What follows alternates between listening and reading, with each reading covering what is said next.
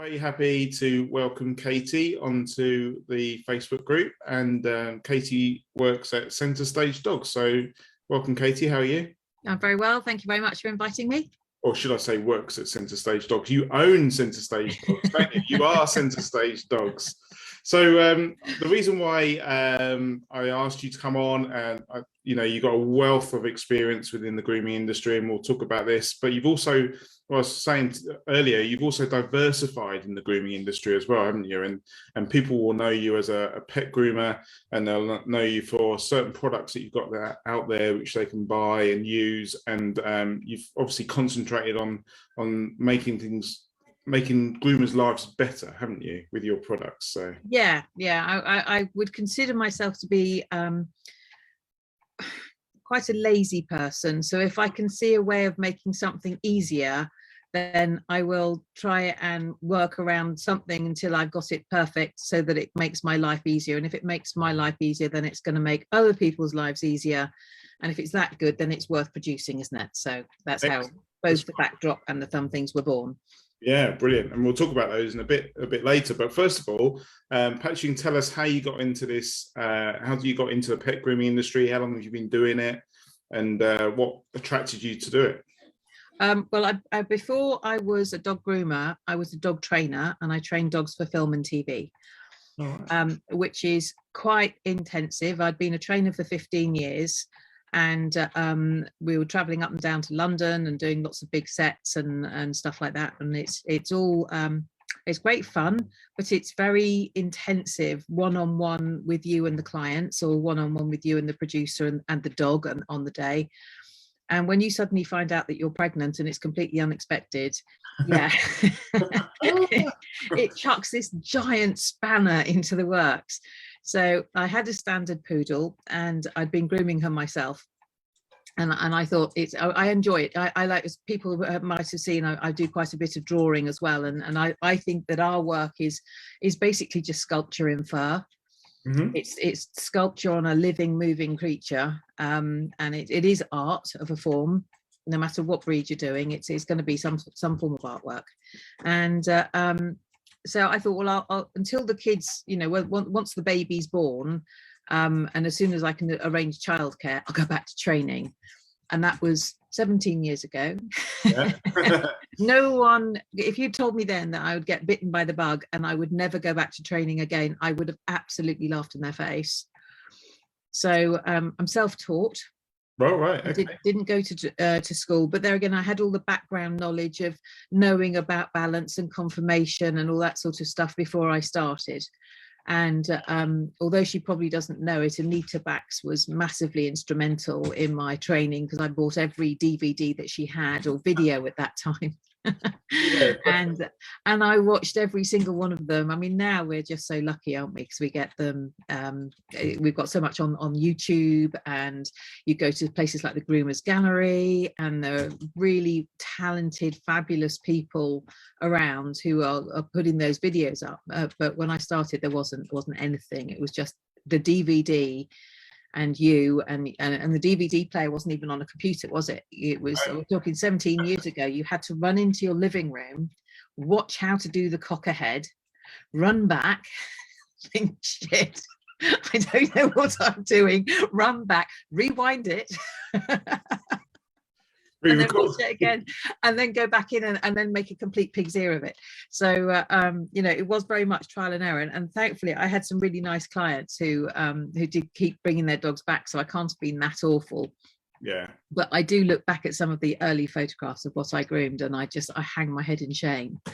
I'm sure a lot of people, you're always, I'm sure you're always improving on your work, aren't you? And you've got to be. Yeah, I remember Emma sort of doing notes from doing her course, and then just sitting there with notes from the grooming table. And good book, isn't it?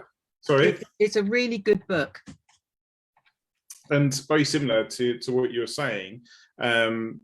She would book dogs in and then just go, I don't know what I'm doing.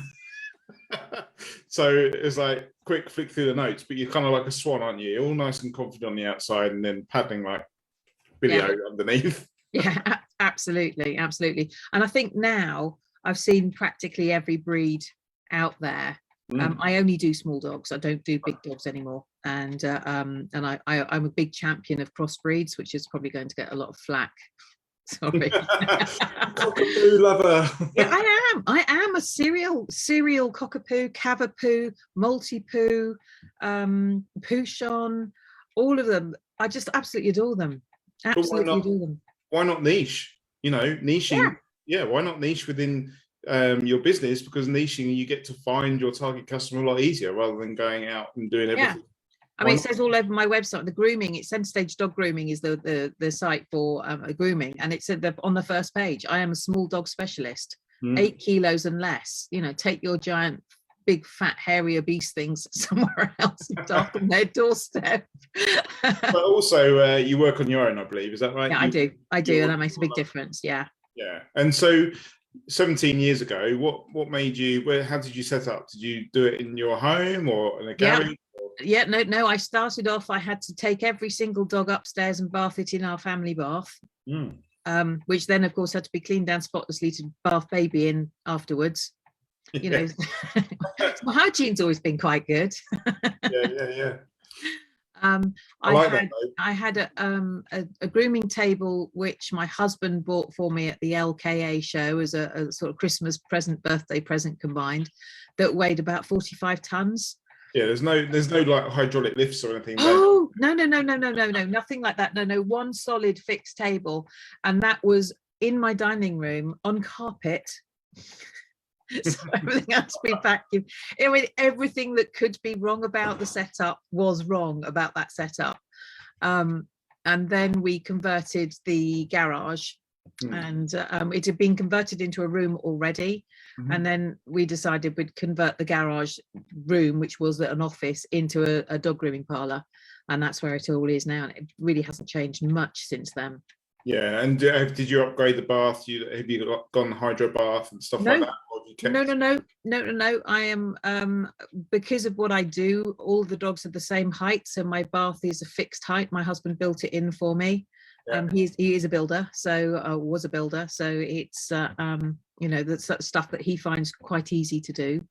And so everything is bespoke and handmade for me, and it's all at my height because I'm 5'2", and the dogs I groom are sort of at the most, Cocker Spaniel is about the highest I go to.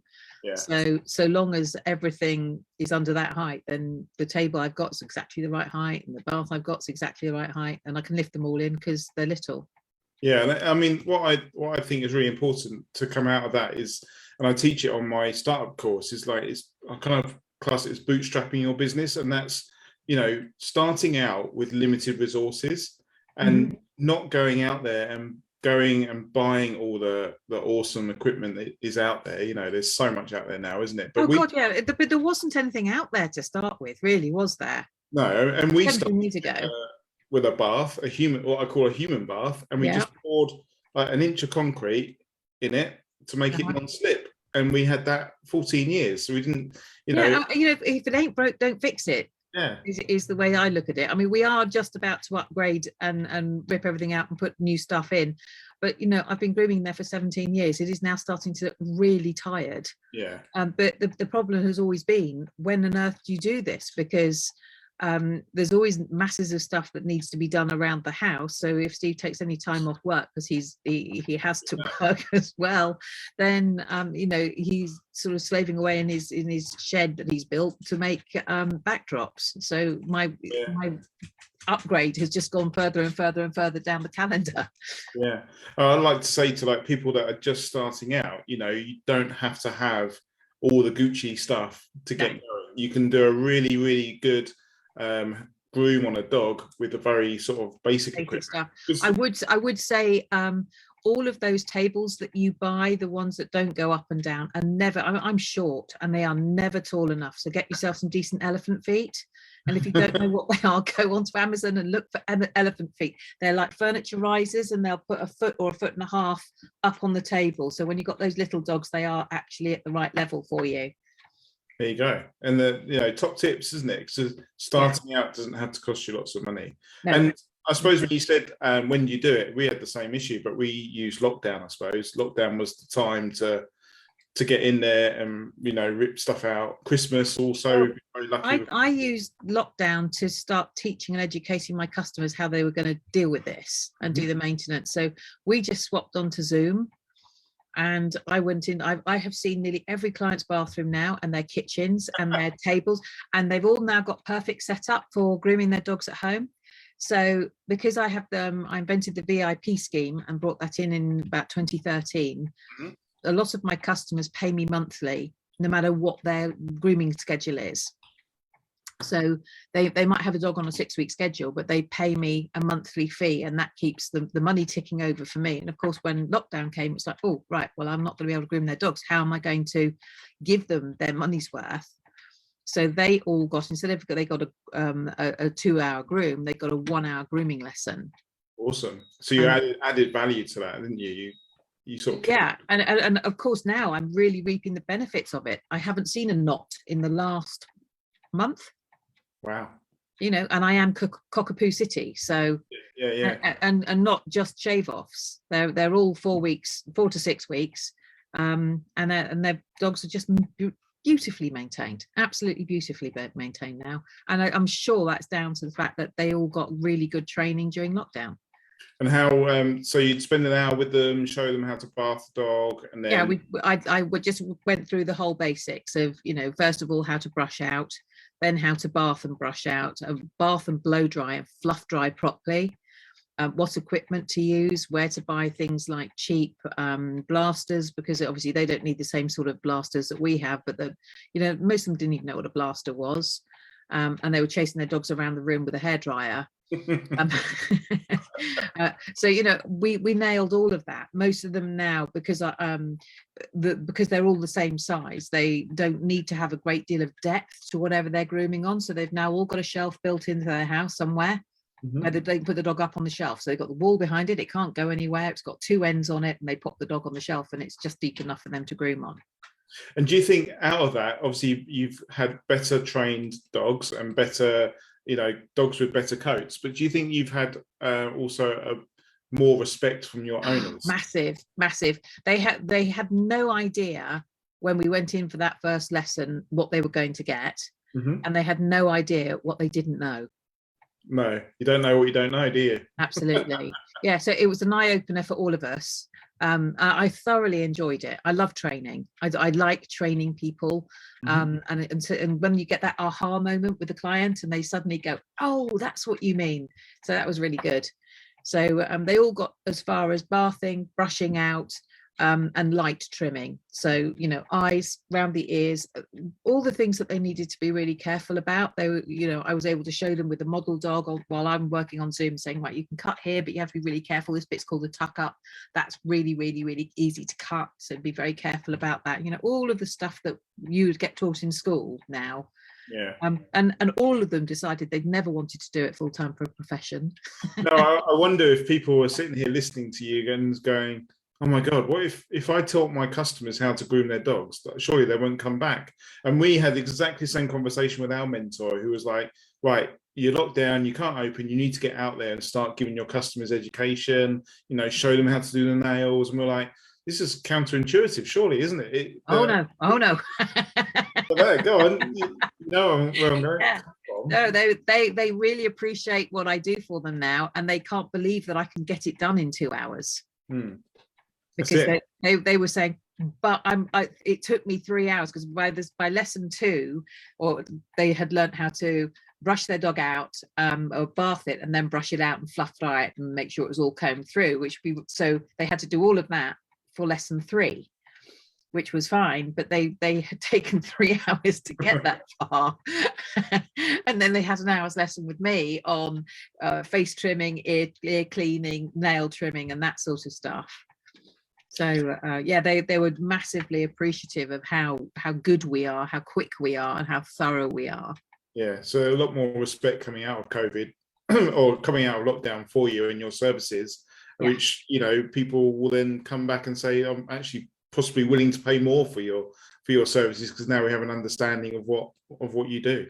Yes, yeah, absolutely. One thing I did notice, because I include teeth with every full groom, and I only do full grooms. I've got a couple of dogs that I do a bath and brush out in between their full grooms, but otherwise it is all just full groom work. And I always include teeth with that, and I noticed a massive difference in the dog's teeth and the dog's reaction to having their teeth done when they came back into the salon, because they hadn't had it done for a while. Because that's the one thing I didn't get round to, because obviously, you know, no one's got a spare Emmy pet or cleany teeth knocking around. And I forgot to say, can you please just, you know, just touch the dog's mouth all around with a toothbrush every time you do this. And so dogs that had been quite good before was starting to look at me like I'm growing another head, like, what are you doing? Why are you taking out of my mouth? We didn't do this. I suppose we came out of we sort of took the time in lockdown to look at our business, and we thought about the teeth cleaning service that we offer, and we decided that, you know, it was a really good service, but we were doing the dogs a disservice, because the owners were getting the dog's teeth looking sparkly and lovely, and then they disappear for like 9 months.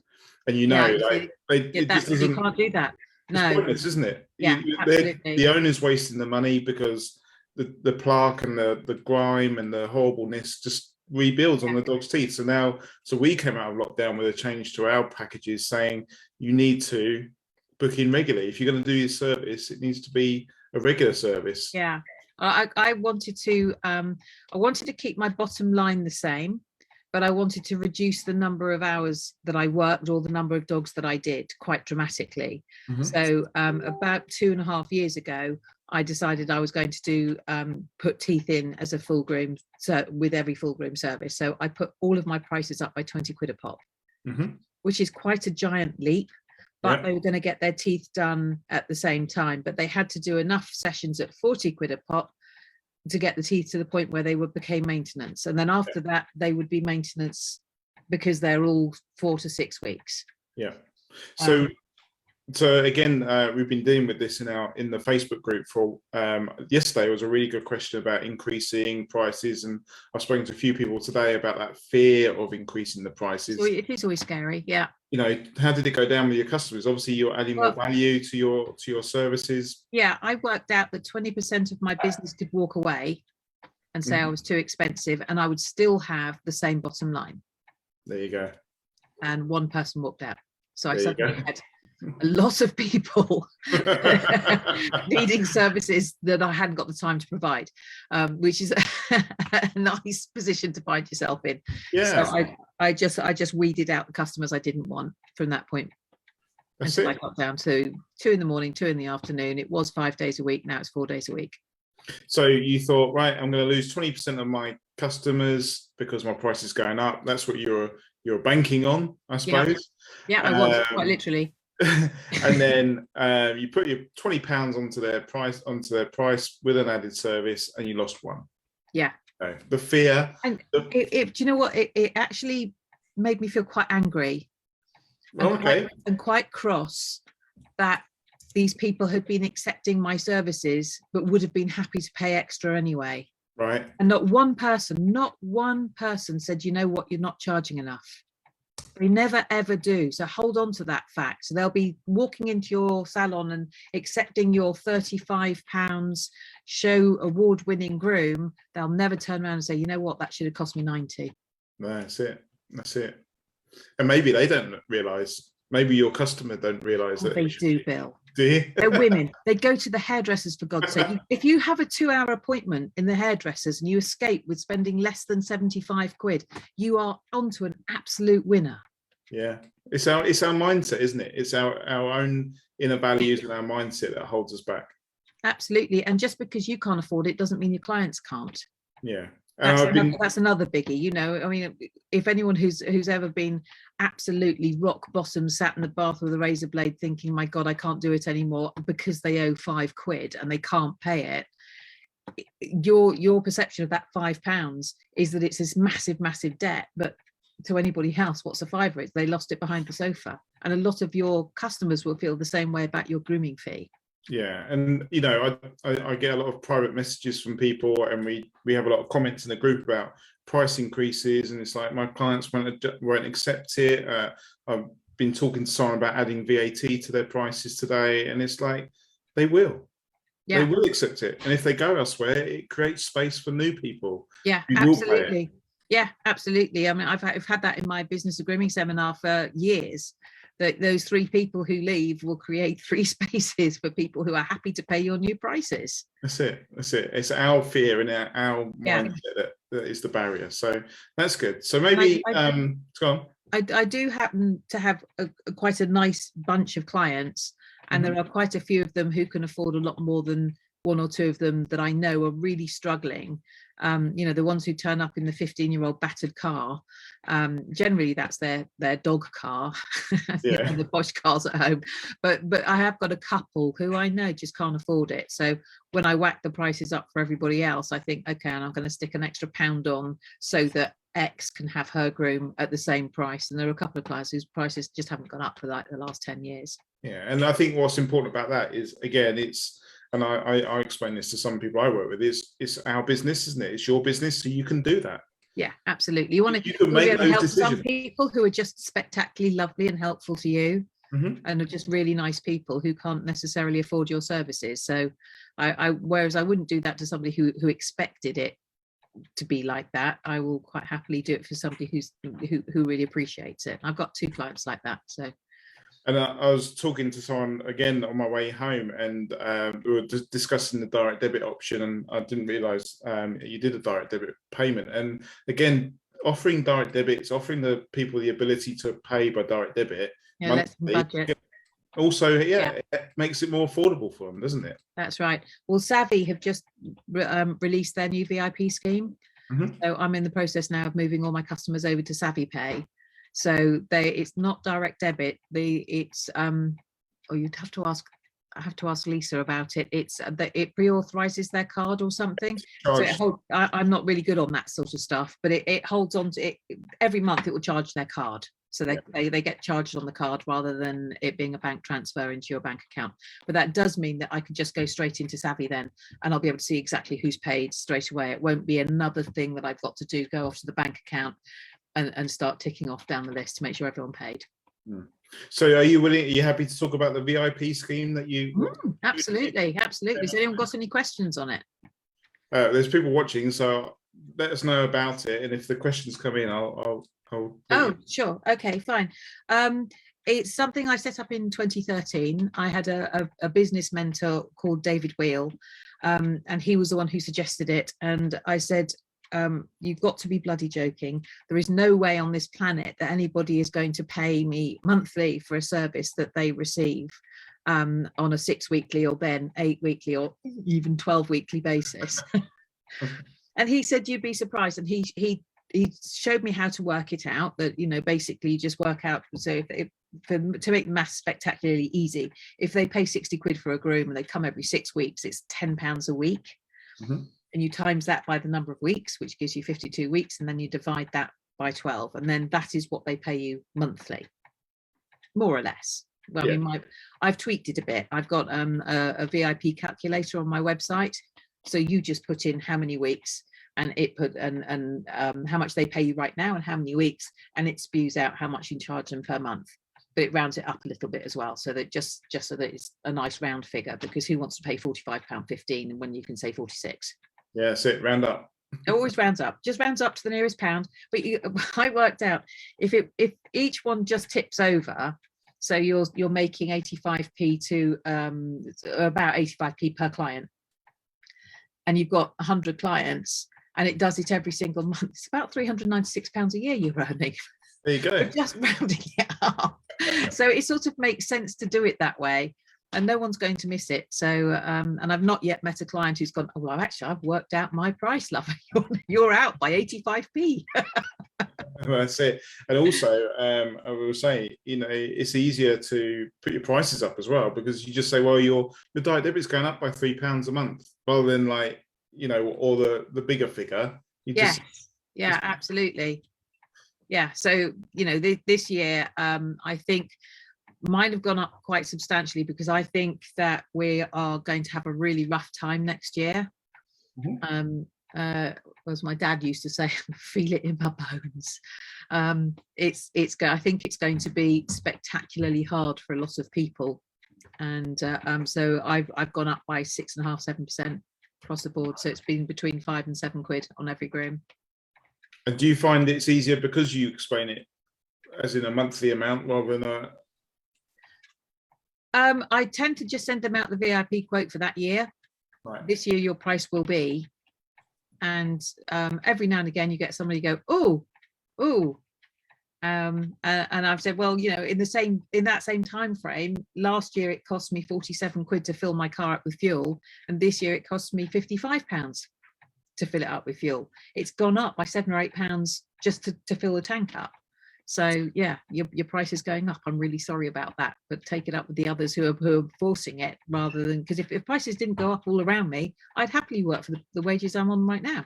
We wouldn't need, yeah, that's it. We wouldn't need to, would we? And no, I'm not putting them up to give myself a wage rise, although I should do, because I'm 1 year better than I was last year, and I'm now 17 years better than I was when I started. Yeah, but if we leave money in the bank, we'll lose money because of inflation and stuff like that, won't we? Yeah. So. Yeah, absolutely. There's a really good inflation calculator. The Bank of England's got one, and it's online, and you pump in how much it cost you in, I don't know, whenever you first started. You put in a sum of say £10, and it will tell you what it should cost today. That's quite a useful one. It's quite scary. Yeah, how much things have gone up. Definitely. So Mina's just asked, when is a good time to start your VIP scheme? How many years of grooming do you have to have under your belt? I'd say straight away. Yeah. You train your owners straight away that this is the best way to pay. It makes it really easy. So what do they get under the VIP scheme? Guaranteed appointments for the next year. And because I'm so busy, that's not always, you know, the ad hocs will have to fit in around the VIPs. If the VIPs are going to go on holiday, so I booked your appointment, say you're with me, and you've got a cockapoo, and it comes in every 6 weeks, and I booked you right through the year, and you come to me and you say, oh, Katie, you know what, in January, I can't make my appointment because we're going away on a cruise. And I say, that's not a problem, Bill. I will target the area that you want to get into. Can you do the week before or the week afterwards, which of course are rammed and they're full. And I will, because Savvy allows you to do this, which is really cool, you can actually target a whole that week, and you can just tick everybody on that list and send them all a message saying, I need to get a client into this week. Can anyone swap? His appointment is on XYZ day. And quite often, I'd say I'm 98% successful that way, either swapping for the week before or the week afterwards. Yeah, and I won't do that for an ad hoc. No, we had a customer who pays by direct debit, got his reminder text, and was like, oh, I'm not in the country. Can we rebook? And we're like, no, sorry, we haven't got any space. We can't rebook you. So he paid us £92, I think, that month. And so that's okay. We'll just catch up next time then. Yeah. I know, and they do. They do. And you're like, whoa. But you know, if it's sorry, we've got Jess, what are you doing? What are you doing, sweetie? Oh, you sweetheart. Sorry, the arguments over who's going to be on the couch. The VIPs never let you down. They're the ones who will turn up to every appointment, or as you said, I had ones a couple of months ago who were the dogs were in Portugal when they were supposed to be being groomed. And she said, don't worry, we're in Portugal, dogs are with us, we'll see you next time. And thankfully they were border terriers and really easy, so it wasn't, you know, something drastic. But generally they always let you know. They get that reminder text and they're the first ones on the blower saying, I can't make my appointment. Whereas the ad hocs don't really care, because it's no skin off their nose if they don't turn up. Their dog's going to be a bit hairy, or they might have gone somewhere else in the meantime and decided their dog doesn't need a groom. They don't give a stuff that you're going to go without that grooming fee. And I don't think it even occurs to them, because they think they haven't had a service, therefore that it hasn't cost anything. They don't realize, you know, when can you book a flight or anything without paying for it first? Yeah. And I think we need to get our heads around this. The ad hocs need to pay up front for their appointments.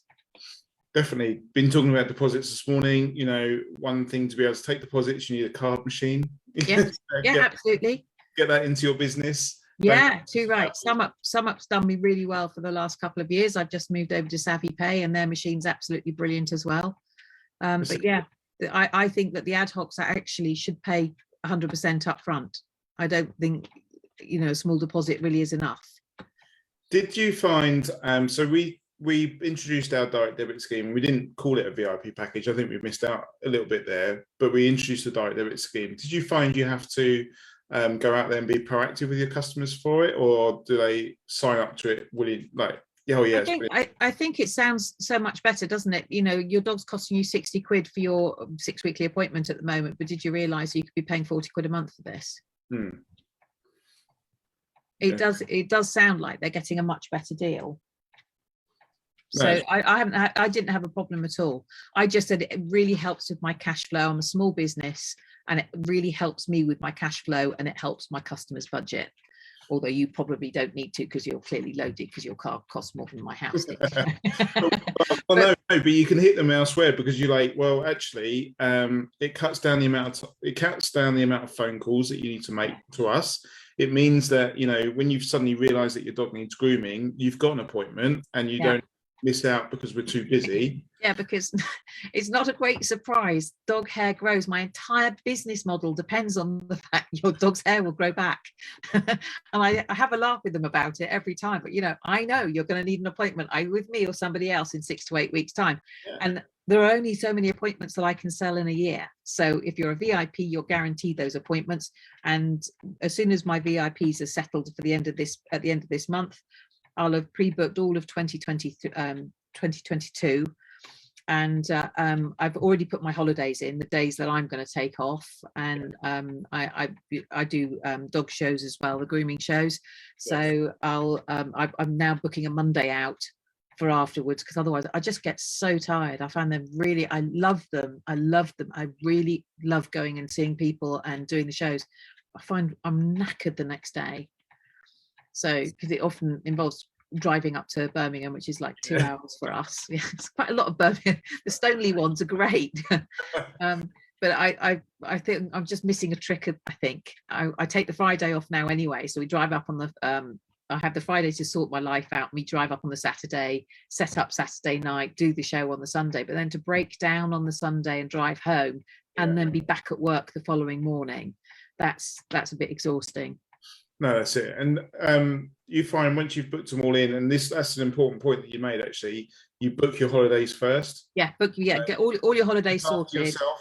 Yeah, it doesn't matter where I don't know where I'm going, but I know that I've booked the first week of August out. I've got a week at Easter, a week at Christmas, a week at Easter, 2 weeks in the summer, and then some odd days sporadically either side of dog shows and things like that. That's it. So and then after that, you can then leap in and book people for the rest of the year. Yeah, you look after yourself first, and then you're able to look after your clients after that. Because if you burn out, who's going to look after your clients? If you need a holiday and you're trapped by your diary because you've booked everything through, but you've not put any time in for yourself, and then you burn out. And groomers, I think the biggest thing that I see, and you must see it as well in all of these groups, especially the trainee groomer groups, are the ones that you can see, you can just spot them. They're going to burn out instantly. They're trying so hard to get so much business through the door, and they're charging such a low price that they have to have so many dogs to come in. It becomes this vicious circle going round and round and round. Low prices, more dogs, more days, tired groomer, snappy groomer, loses a client, needs another client, and you can just see from what they're saying that this is where it's going. It's really sad. We need to be rewarded for what we do, and if you're not receiving that reward, that time for your that money for your time, you'll end up resenting your business, because you'll just be thoroughly pissed off of working all the time for very little reward, won't you? So yeah, absolutely. Really important to get those prices, and we'll go into your hourly calculator in a minute as well. I've just got a quick questions come in from Samantha, and she likes the idea of the VIP service, and she thinks some of her clients will go for it. But the question is, can you do it? Can you only do it if you use a booking system? She's old school and uses pencil and diary. Well, that's going to take a lot of work. Join the 21st century. A trial with Savvy is free, for God's sake. Give it a go.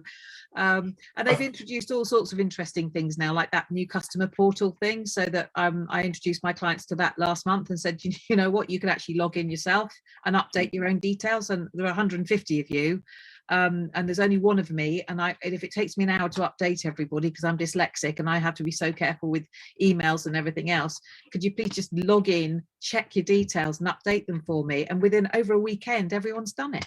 Yeah, I think if you're looking to plan in, I don't know how many customers you got, Samantha, but if you're looking to plan in over the whole year with a computer system, you can just repeat. You can actually set up repeats for every 6 weeks. Yeah, you can. Yeah, recurring. It recurs every 6 weeks. Yeah, absolutely. Pencil and paper, you're going to have to go through that manually. Sounds like hard work. Yeah, and then they want to move, and you've got to rub it out, and it's yes, nightmare. It is. Yeah, Samantha said I did use a system and it failed and it put you off. You've got to go out there and trial. There's lots out there. Trial them and see what system is good. See what works for you, and that's the most important thing. I think. Do you not find that it's the automatic texting that almost cuts down every no-show that I can't remember the last time I had a no-show. I've had cancellations and I've had late cancellations, but they've cancelled late because they've got the text and maybe they didn't see it for a day, or maybe they were out the country and they didn't see it until they got back or whatever. But I haven't had a no-show in forever. Yeah, it's obviously it's things that we've tried over the years. We used to phone people up when we was a bit smaller, then we got bigger, so we'd send out messages, and then we lost our receptionist, so we then went on to computerized, which sent automated messages, and now we do 48-hour reminders and all sorts. So we've tried loads of stuff. Yeah, mine gets an email and a text reminder 48 hours ahead of the appointment saying if you can't make it, you have to let me know now, because otherwise I'm going to charge you regardless. Yeah.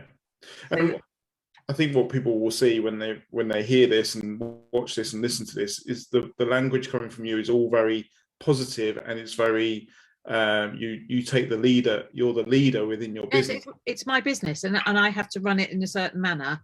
And yeah, there are some people who would try and dictate to me, well, I can't get to you for 9 o'clock, so is 9:15 okay? And the answer is no. Which day could you do then? Yeah, I've got nothing for 3 months, but which and once that's happened a couple of times, they either disappear and bug some other groomer and try and run their life for them, or they find some way of dropping their little darling at school at 9:15 and getting to me for 9 o'clock, or dropping with me at 8:30 and dropping their kid at school at 9. My working day starts at 9, and if the dogs need to come in earlier to suit the owner, I can be flexible about that. But I want dogs in the bath at 9 because I've got 3 hours to do 2 dogs, and my magic wand is brilliant, but it's not that good. If someone turns up 20 minutes late, I mean, I don't know if you've ever heard Colin Taylor's best line for that one, but if they turn up 20 minutes late, you just say, which leg do you want me to leave? Yeah, that's it. Which part of the dog do you want me not to bother with? Absolutely. But I think that's really important for those that are listening. Listen to the language that's being used here. It's leadership, isn't it? You're leading your business. You're driving your business, and you're telling your customers what you expect from them. It's not. We're not being meek and mild in the corner and letting customers walk all over us. If anyone wants to go and have a look at it, I've got a section on my website, the Centerstage dog grooming website, called Notes for the Newbies. And if you go onto the Facebook Centerstage dog grooming page, there's a weekly email that I send out to all of my customers, and there's a link to that Notes for the Newbies on every single email. So to the header of every single email. And it's 3 pages of this is why I work the way I work. If they realize that them being 15 minutes late just upsets the entire train of what's going to happen and how it affects it, or turning up 15 minutes early, which is even worse, that drives me absolutely insane. So I try and make sure that they've read that before they start. Yeah, or phoning every 15 minutes to check if the dog's done. No, it's not done, and you can't. It's called Salon Etiquette. Yeah, that's it. No one wants to look like a complete rookie at this, so let's go over the Salon Etiquette first, and then everyone's going to be doing it right. And I've got a sign that I have in the window which says "ready or not ready," And they're not allowed to ring the doorbell until they see the ready sign. Yeah, that's a good idea. Yeah. Because if they ring the doorbell, my dogs are going to go ballistic. Mm-hmm. And if they go ballistic, the dog on the table can't see them, but he's going to know that somebody's at the doorbell because my dogs are all screaming, "Oh, someone at the door, someone at the door, look, look, look." There's nothing worse than an owner walking in and the dog that you're trying to finish off because the owner's putting you under loads of pressure, then hears the owner's voice, and it's like, oh, you've lost it now. You just absolutely. Well, they've all been told that whatever point I'm at when they turn up is the way the dog goes home. So if it's a Schnauzer with one eyebrow, tough shit. Sorry, but I'm not going to muck around with a dog that's bouncing around doing river dance impressions on the table with sharp things to please them, because they couldn't actually get their act together. They wait in the car outside. So there's nowhere to come into my house. It's it's actually physically, although it's a garage conversion, you actually walk in through the front door and turn left immediately into the garage. Yeah, so exactly. It's not a they can't just walk in. It's not like a shop front, thank God. But I have had them come up and rap sharply on the window. So they get to do that once. There you go. People are loving the idea of the signs, your dog is ready or your dog is not. And yeah, it's on A4 and it's laminated. It's ready on green on one side and it's not ready and on red on the other side. Yeah, and really easy. They don't even have to get out their car. They can see it from the car. And this is all about educating your customers, isn't it? Yeah. Running the business how you want to run it.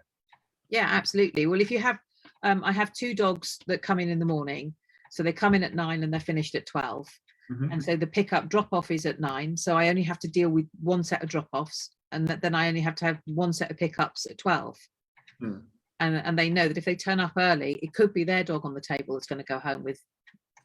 Usually it's the face that's unfinished, isn't it? Because I've never managed to train myself to do the face first and then match the body to it. I always end up putting the body on first and then doing body, legs, tail and face. And the face is always the last thing. So if they turn up early, that's what's not going to be done. Yeah. And again, it's educating them. So we touched a little bit about what you want to earn, and you've produced an hourly calculator that people can purchase, can't they, and download and use to help with prices. So what inspired you to do the hourly calculator, and how does it work? I'm a spreadsheet geek. Yes, my secret. I love spreadsheets. Before I got into dogs, or sort of, I worked for Apple. All right.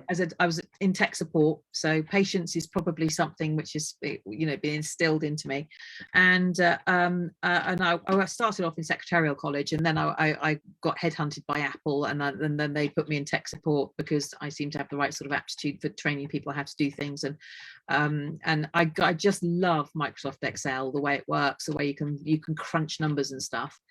So it sort of made loads of sense to me that if I was going to work out how to run my business, I needed to have a page where I could pump in all of my business figures, everything that it cost me to run a business, and then another page where all my personal stuff is, and then another page that ties those 3 things together, the 2 pages together, and it spews out an hourly rate. So that, I mean, mine's just gone up. Last year it was £35 and now it's 42. So it just goes to show how much it's gone up.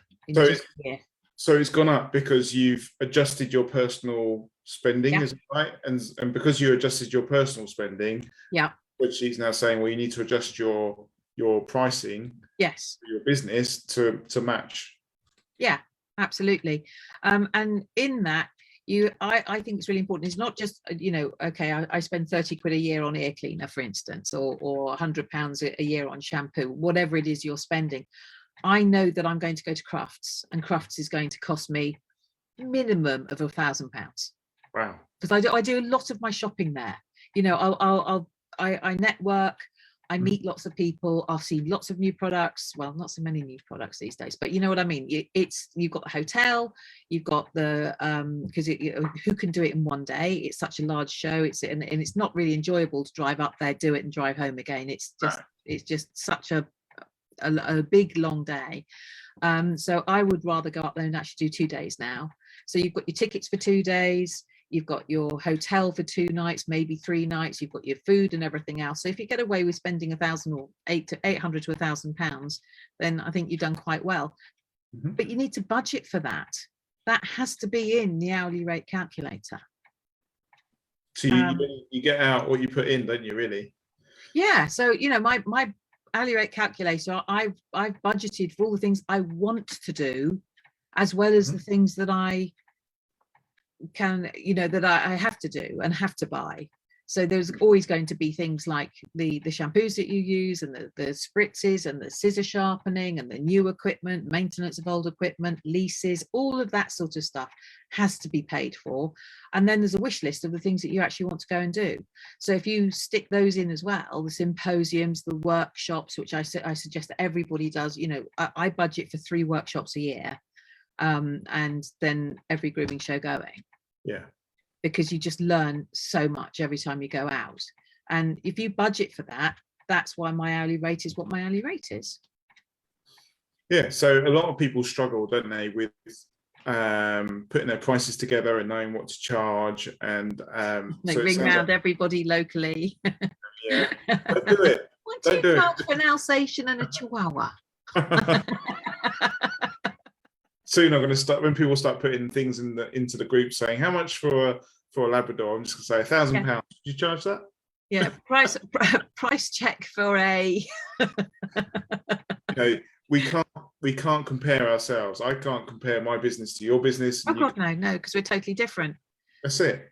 And so, you will only get out of it what you want to get out of it, but you have to know what you want. Yeah, and you have to know what you need as well, don't you? What you want and what you need. Yes, absolutely. There's what you need has to be covered.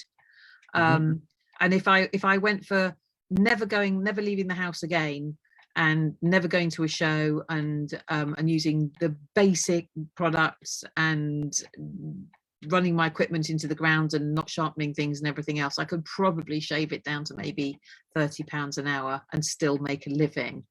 But who wants to do that? I want to be progressing my knowledge all the time. That's it. And paying yourself reasonable, and getting the reason why we go to work, isn't it, is to do, so we can do things. Yeah, I mean, I think if I won the lottery, I'd still groom dogs, but there'd be perilously few dogs that I would want to groom. But I have got some favourite dogs that I certainly wouldn't give up, because I actually take pride in my work and a great pleasure in what I do.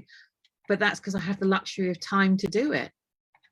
I'm not forced to do 4 dogs in the morning and 4 in the afternoon so that I can put meat and 2 veg on the table for the kids and my husband. That's it. And money buys you time, doesn't it? Yeah, absolutely. So I've got a little thing where I have a little poster in our shop, and it says, be more expensive so you can have more time to deliver a better product to your customers. Yeah, absolutely. I think that's 100% right. 100% behind you on that one. Yeah. So time brings you money. So, and we all know when we try and bend over backwards and squeeze that customer in, it always goes wrong, doesn't it? And there's always something wrong with the groom. That's usually the white dog on a Friday that licks its nose as you're just trimming the front of the muzzle. Yeah, that's it. That's it. So you know, more expensive, so you have more time to spend to give your customers a better product and a better service. It makes sense, doesn't it? Absolutely. So, you know, you've been innovative within the industry, and you're providing the industry with help and support with your hourly calculator, and then you've also designed these wonderful products. So you've got your Centerstage backdrop. Yeah. Tell us a bit about that and how that's helping the grooming industry. It's a shame I haven't got the first versions to show you. I haven't even got photographs. They were so embarrassing. I came up with the idea, and the first one, the one that I had in my grooming room for maybe the last 5 years, is actually built into my table, because my husband over-engineers everything. He's really clever. I'm really clever at shaving it right down to what it needs to be, the bare minimum. But he, and can you hear that snoring in the background? I can't, no. Is that him? No, that's my Shih Tzu. You sent your husband to sleep. The Shih Tzu's actually gone to sleep now, and she's snoring and she sounds like a steam train. The first version that I had actually was a wooden board that actually lifts up off the table and locks into place with bolts. Right. So that was absolutely brilliant. And for 5 years, I kept looking at it and thinking, it's really, really, really useful, but how the hell do you sell that? Because it's solid and it's not going to be very easy to post. No. And every table's going to be a different size, and it's all got to be made to measure and all that sort of stuff. So I kept saying to my husband, no, it's got to be flexible. So he came up with this contraption that sort of folded and collapsed in on itself and had lots of rivets in it. And it was a bit sort of like a stretchy mesh gate thing. And all I could think of was, no. I could just see a dog leaning against it, getting pinched, getting stuck. He's not a dog groomer. He's really good, but he's not a dog groomer. And I said, no, that's not going to be safe. So I came up with the first backdrop was about 4 inches high, because I thought it just needed to be a wide band that covered over the table and stopped them from going over, to the other side of the table. That didn't work at all, because I just stepped over it, because it was, I thought if you just sort of you could slide it up and down your H-frame, just have this wide bar, and that was fine. Then they got higher and higher, and then I realized that because it was going to be a budget piece of equipment, and a lot of people have always said, why don't you make them taller, the full height of the table? And the reason for that has always been that I think of them like a sail. So if you put a substantial weighted dog, like a Clumber Spaniel, on your table with the backdrop that was full height, and it was battling with the nails, and you had one of these flimsy little lightweight tables because you're a startup, it's going to take the whole thing right over. Yeah. It's, the center of gravity is just going to be raised right up as that dog rears up against it. And I didn't want there to be any accidents on my watch. So they are designed specifically to be half the height of the table. If you need them to be more supportive for a bigger dog and you've got a solid table, then you can always slide them up the H-frames, but that's not what they were designed for. They were always designed to stop the little dog from scooting to the back of the table. So there may be people here that are going, what the hell are we talking about? What inspired you? What is it, and what inspired you to sort of... Right. It's if you imagine how wide and deep your table is, and you think of a Maltese Terrier doesn't take up very much of that table, either from side to side or from front to back. But what it does do every time you put it on the table is it scoots to the back of the table, and you spend a great deal of your groom bending forward. So your back is now like this as you're scooping the lovely little darling over and over. And it really adds time to your groom, because you get the dog in front of you, get it stacked in front of you. You just started to scissor and it scoots off again. So the Centerstage backdrop is a fabric table divider. Every single one of them is made to measure.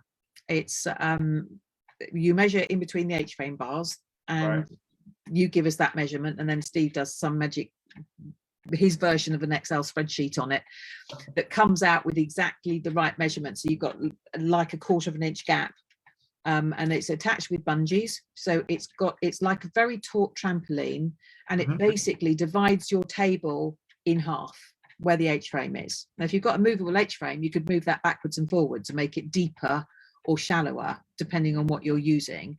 But most people don't. It's fine just in the middle. And what it does is, instead of grooming with your back at that angle, it brings you back up to here, because the little dog is now right in front of you, instead of being right out here somewhere with you constantly bending over trying to grab it.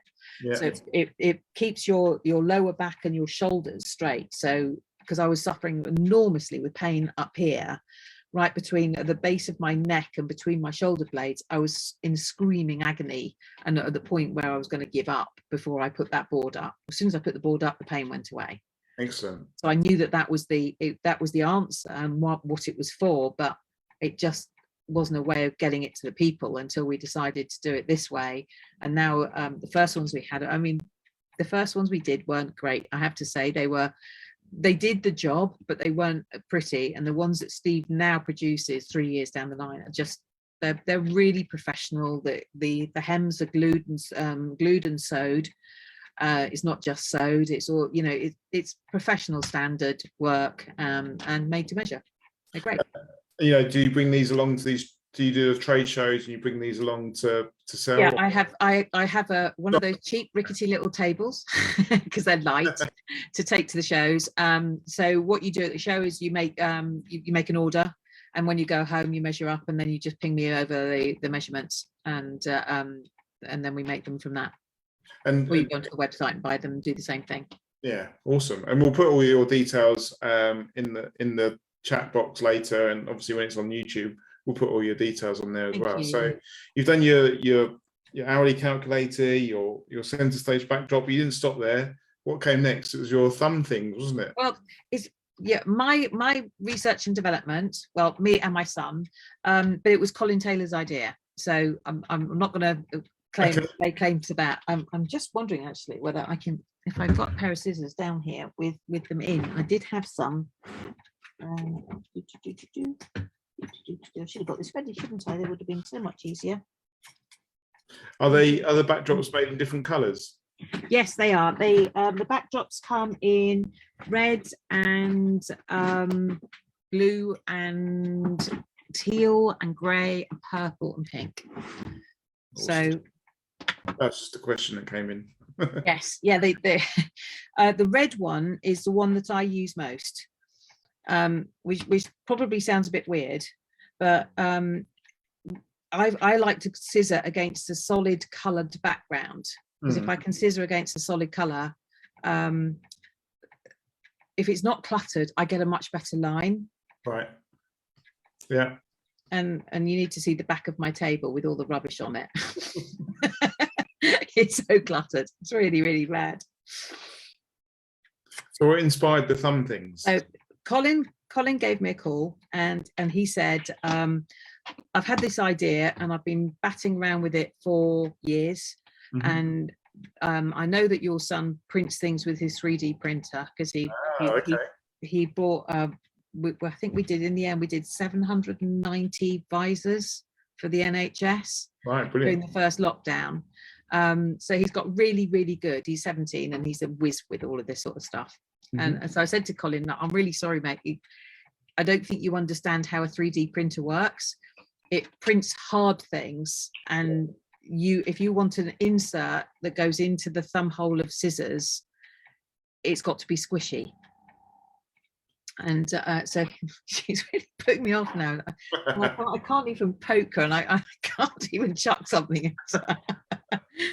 So anyway, he said, well, I'm going to leave it with you. So I showed Jensen what I needed to do and told him about it. And the whole idea is that when you put your thumb into a pair of scissors, your thumb shouldn't go, you should literally, your thumb nail should be resting on the thumb hole. It shouldn't, you shouldn't have your thumb going right through to the knuckle, which is what most people do. And then they crunch like this. And if you crunch like that, you're putting massive pressure on the scissor blades, so they get blunt really quickly. If you are using them, if you scissor like that and you're using something really delicate like chunkers or thinning scissors, then the teeth start getting out of skew, and it's just down to your scissoring action. So anyway, this is what Colin came up with, the idea. I don't know if you can see that. Yeah, so it's blank.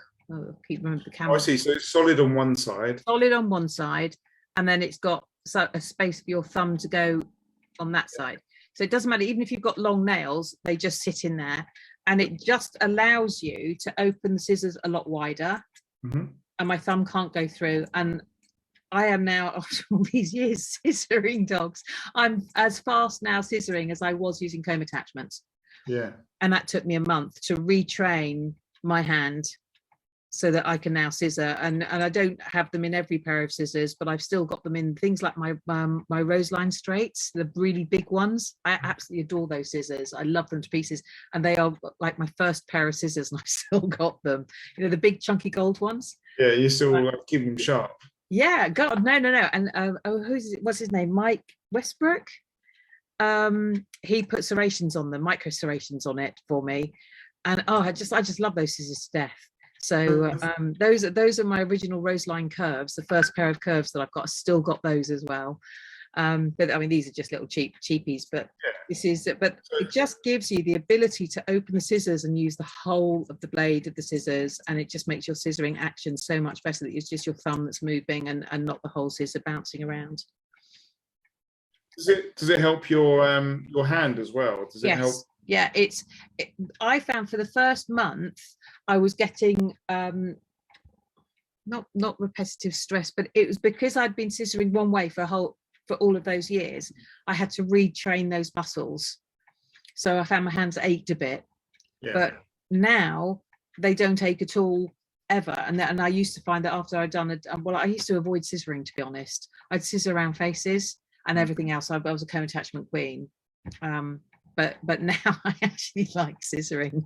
Prefer using the scissors, so that's something that you now produce, is it? And yeah, we do. And again, we thought that was going to be one size fits all because they're really squishy, so they're going to go into every pair of scissors. Wrong. There are 4 sizes. They come in about 9 colors. I was just say, what colors do they do? There's a whole range. They're on the website, and it very much depends on what I've got in stock. But I mean, the item itself will do the job no matter what the color is. But it is nice if it matches the jewel in the center of the scissors, isn't it? Yeah, I'm sure it is. And the last thing that you do is a bit of training as well. So you do a bit of one-to-one training. So tell us a little bit about that. Yeah, I absolutely adore it. I've got a couple of clients at the moment who are coming in and learning how to groom dogs. And because I'm not a school, I can fit it around them. They can do a half day or a full day, and they can do a couple of days a week, or they can do 1 day a month. It's totally up to them, totally bespoke. We just charge a daily rate, and then get them ready for ICMG exams. So these are groomers that are already in training, or they've done part of their... 2 are brand new, starting from scratch, which is lovely because they're completely blank slate, and they're a sponge because they want to be there. And then I've got one lady who's coming in. She just comes in every now and again, and she does a day with me, just to keep her hand in. She doesn't really want to go off to workshops and things like that, but she's quite introverted, and she enjoys having a one-on-one. If she's got a specific breed that she wants to do, then we'll wait until that dog's coming in, and then she'll make herself available that day, and she'll come in and just shadow me for the day.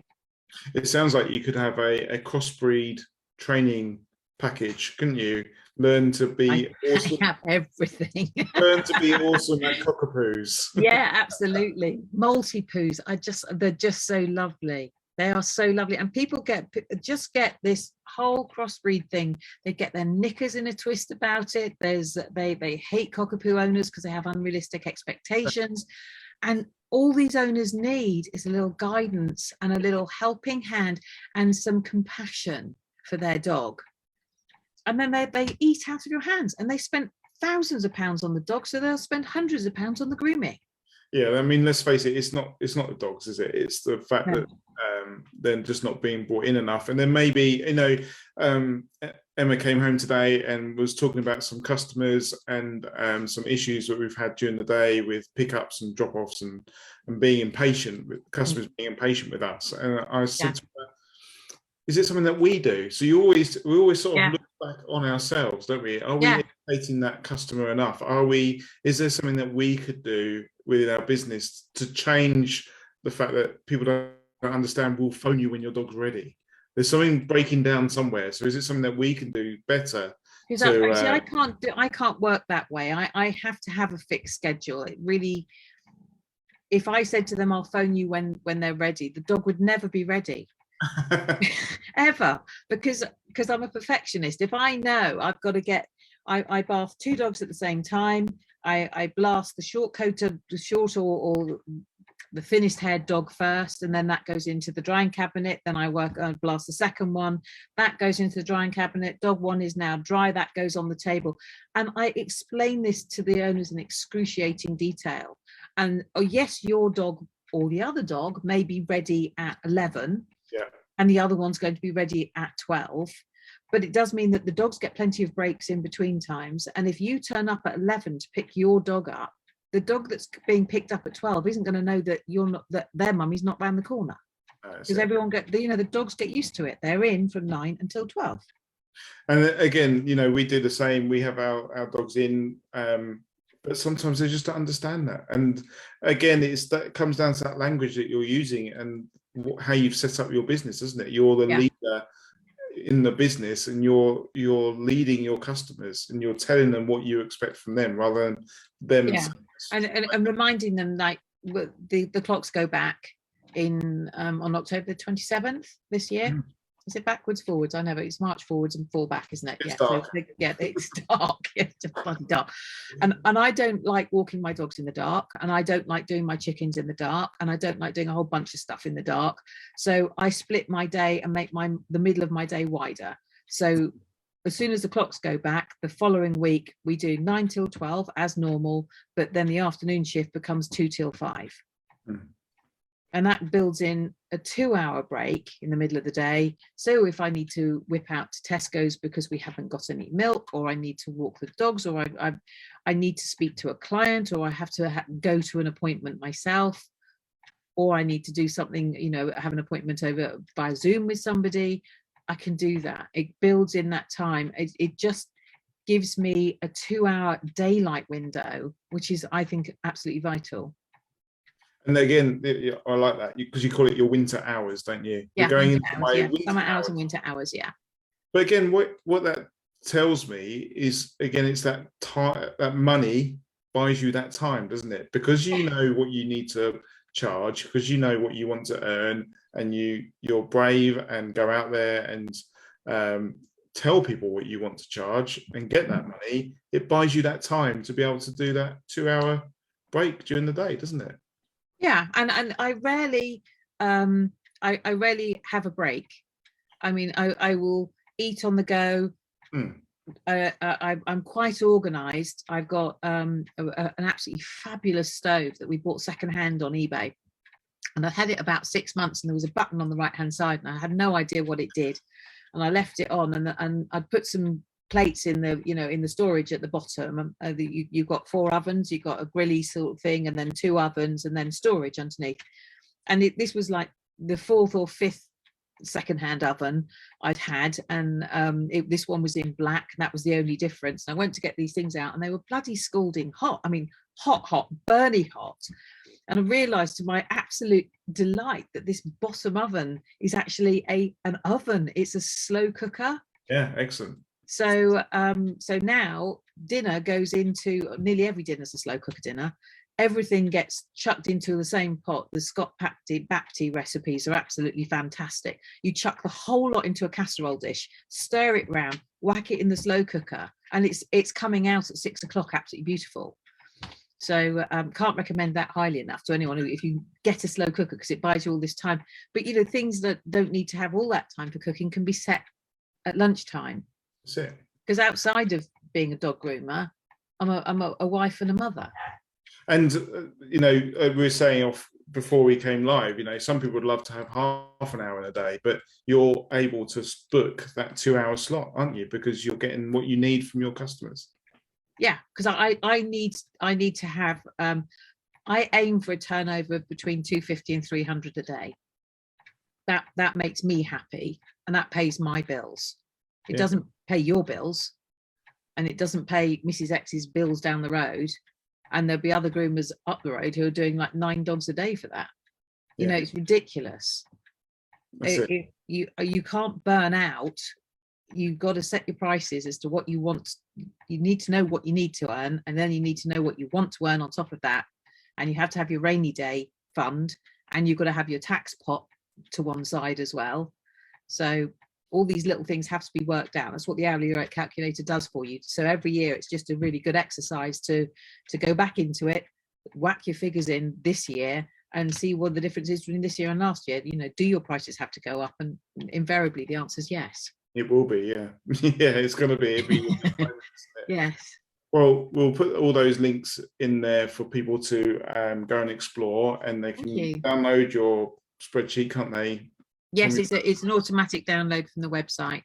Yeah, and they can look at all your products. So what's next for you? Are you working on any secret? You are, aren't you?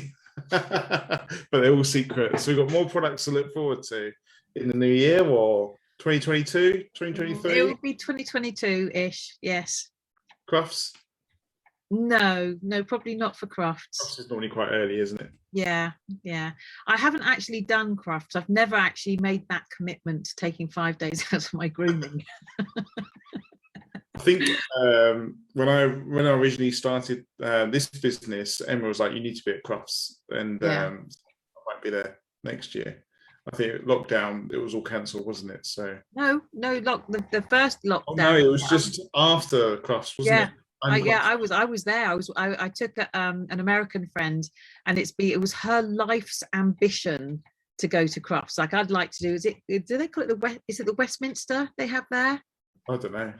That's their version of it. Right. And you know, for them it's the biggest dog showing show, not dog grooming show, but dog showing show that there is in the whole of the US. And so she was proudly telling me all about it on the way up there, and I was thinking, you're going to be surprised. And she just couldn't get her head around it, that, you know, you've got those 5 halls in a horseshoe shape. And I think I'd been going for nearly a decade before I realized that you could exit hall 1, walk across the front to hall 5. All right. I'm a bit slow on the uptake. I used to fight my way back and then fight my way through the crowds. Yeah, Sonia was saying, and just said, what's the best days to go to Crufts? Is there a particular day that works? It depends on what you want to do. If you're doing a lot of shopping, you have to bear in mind that the traders' patience and everything is really seriously in decline by Sunday late afternoon. But if you go in with piles of cash at that stage, they don't want to pack it up and take it home. Yeah. So there could be some deals to be had.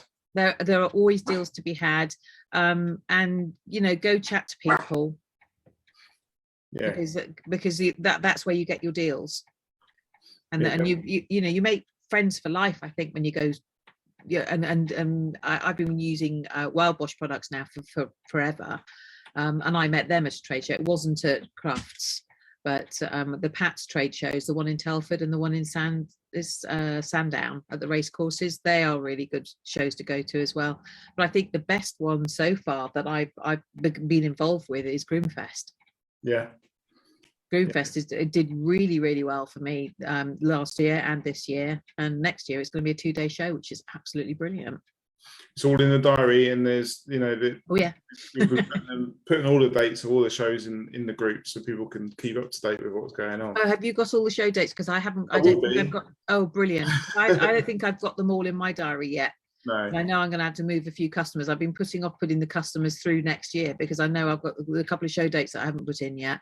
Yeah, we've got January, and there's obviously the great British grooming shows, Groomfest. There's another one over in Belfast that's just come out. I can't remember the name. Yes, I saw that. You're going to go to that one? I'm looking at it. There's also Super Zoo, which is over in Las Vegas. Yes, which I really want to go over to. Yeah, that would be amazing. Absolutely amazeballs. It works on the school holidays as well, so I have to see if I can get a speaking slot over there, which I've asked for. That would be really good. Really so good. Maybe Groomfest next year will be your product launch. I would think so. I would think so. Yes. Watch this. That would be exciting. Or if you want to launch it on the group, then feel free. Okay. All right. Anyway, I've kept you long enough. You know, it's been really nice talking to you, and I hope that we've inspired some of the newbies in the industry. You know, I hope so. I'm always there. You know, you can always ping me a message. I'm very approachable. I'll chat to anybody. You're never too big in this industry, and if you think you are too big to talk to the newbies, then you've kind of missed the whole point. Yeah. I was dead lucky that there were a number of people who were really big names that sort of gave me a leg up and a helping hand, and I'll be forever grateful to them. They know who they are, and I would like everything that I do for the newbies for them to learn, and then I would like them to pay it forward the way that I am paying it forward from the people who did it for me. Definitely, you know, business is a lonely place, so we need to stick together and reach out and ask the questions. There's no such thing as a silly question. No. And, you know, we will answer them, won't we? So thank you for your time and very welcome, sharing everything with us. And I'm sure there'll be some people inspired to set up their VIP packages and going out and doing some direct debits And Yeah, there's if on the Centerstage Dogs website, I've done a whole webinar on that, on how to set it up, how it works.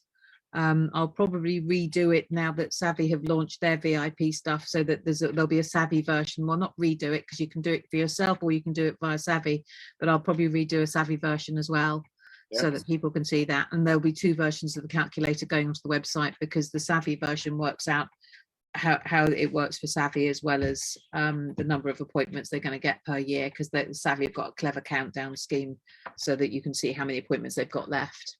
Awesome. Excellent. I'll put all those links in, and if you're watching this now, you don't need to watch, well, you can rewatch it on YouTube or listen to it as a podcast whilst you're doing your grooming. So thanks a lot. Fantastic. Thank you very much. Okay, take care. Bye.